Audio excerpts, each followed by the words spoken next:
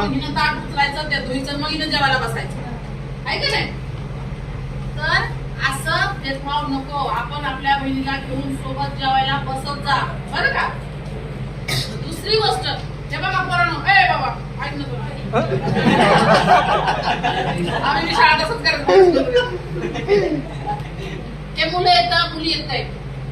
मुलीला भूक लागते, मुलाला भूक लागत नाही, असं होतं का? भूक लागते का नाही? मुलाला लागते, मुलीला लागते. उलट तुम्ही जरा अशा शब्दात तुम्ही जास्त करा का, मुली तुम्हाला जास्त लागतं, त्याला कमी लागते. जशी भूक लागेल शरीर दोघांचं, ठीक आहे ना? जसं वाढतं वय असेल, वाढतं वजन असेल, त्या पद्धतीनं आहार असतो दोघांचा, आहे की नाही? पण पोराला बी भूक लागते, पोरीला बी भूक लागते, पण घरातलं काम कोण करते?